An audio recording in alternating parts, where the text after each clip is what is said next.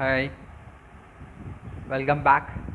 And here we are going to move on to the next chapters, electricity. So, in these chapters, we are going to deal with these topics: electric current, SI unit of current, electric circuit, electric potential difference, or voltage or volt, SI unit of electric potential, Ohm's law, and resistance, the factors affecting the resistance, resistivity, resistor in series and parallel, heating effect of electric current, and application in class electric power. Okay, these are the topics we are going to cover in these chapters. And start with electric current. What is called electric current? So generally we are saying that the rate of flow of charge carrier, right? The rate of flow of charge carrier, right? That will give us about current. Remember that the flow of electron and the flow of current both are in opposite direction, right?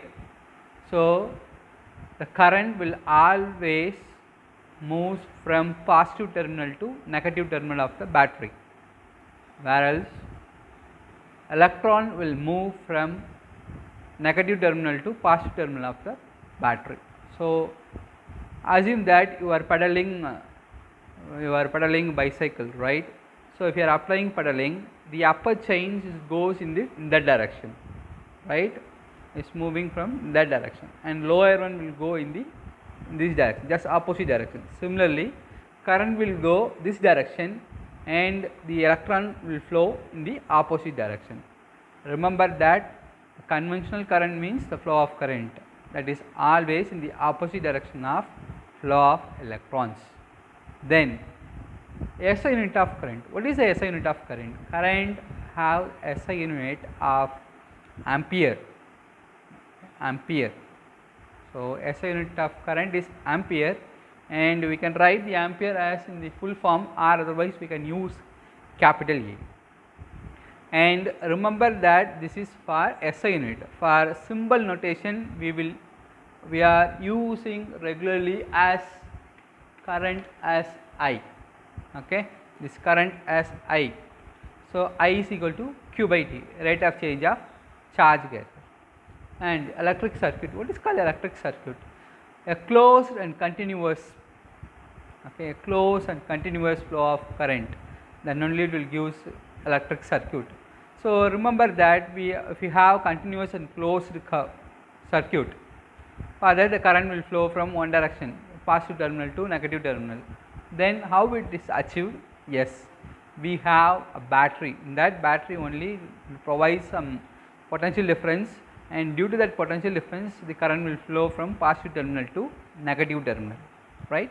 And electric potential. What is called electric potential? Assume that this chalk piece is charge, positive charge. It is located at infinity distance, right? I am bringing this positive charge from infinity distance to this point. Okay, the work done has carried out from the infinity position to that particular position, that is called electric potential. And next one is electric potential difference R voltage. So what is electric potential difference in the sense? V is equal to W by Q. So the electric potential between 2 points we can define as the work done, right? The work done carry out a unit positive charge from one point to another point. Remember that in electric potential we are bringing that from that infinity to one particular point, but in electric potential between 2 points, what you are saying from one point to another point, we are not saying about infinity. Very clear in that one. So that is gives about electric potential difference or electric potential difference or else voltage. So V is equal to W by Q, where W is called work done and Q is called charge. What is the work done? The potential difference between at the 2 points.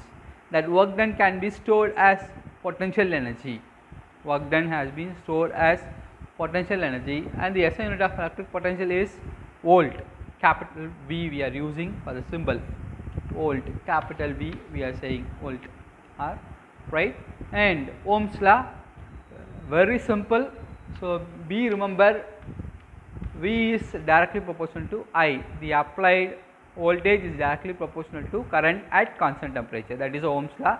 From that we are writing V is equal to IR, that R is called resistance. That resistance only here we are going to see here.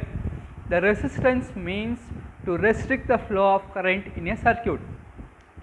Don't use the word stopping. Resistance means it resists the flow of current in that circuit, that is called resistance we are saying, and it has a SI unit of ohm. This is a symbol ohm. So the SI unit of resistance is ohm, and the factors affecting the resistance. Suppose for a very good example, if you have lengthy wire, what happens is resistance? Yes, absolutely. If length increases, resistance also increases. If area of cross section increases, resistance will decreases. R is directly proportional to length and inversely proportional to area of cross section. Assume that you have in your house, you have front door, right? That front door is minimized, or the area is going to minimize in smaller in size. How many person can pass through that door? Very simple, right? Very few members only we can able to. So similarly, if area of cross section is decreases, the resistance will get down. So resistance and area of cross section is inversely proportional, and resistance and length is directly proportional. Length increases, obviously the resistance also increases. And resistivity, what is called resistivity in the sense? So here I said R is directly proportional to L and inversely proportional to area of cross section, that R is equal to rho L by A. That rho is called resistivity. It is a characteristics of that material, right? It only shows that either that material belongs to metal, alloys, or semiconductor, or insulator. From that resistivity only we are able to identify the given substance. And resistor in series and parallel. Suppose some resistor may connected in series. Assume that here I have two pens. Assume that this is one resistor and this is also one resistor. So if I am connecting by this way, see, one end of the resistor is connected to other end of the resistor. By the way, it is called series. Similarly, for parallel, so here no doubt. So this is called parallel. See, one side, all one side. This is for my right hand side, and this is for my left hand side. All right hand side of the resistor is connected by single terminal, and similarly left side of the resistor is connected in single terminal. That is called parallel connection. In series connection, current is constant, voltage is variable. In parallel connection, voltage is constant, current is variable. Remember that, and very good understanding. You note down the name VIPs, VIPs. And between one gap, VP, connect VP. When parallel connection, voltage is constant. When series connection, current is constant. This is a very good remember, easy to understand between series and parallel connection. And here we have heating effect of electric current. Obviously, if you are continuously passing a current through that any system, it will provide heat. That heating effect is given by Joule's law. H is equal to I square RT. We are going to find out here. And what is the use? So we can use it in filament bulb or electrical toaster. So we have some application point for that electrical heating effect also.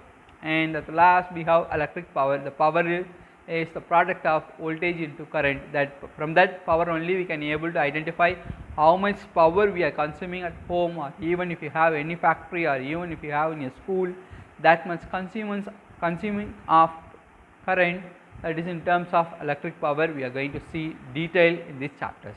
I hope this introduction part is clear.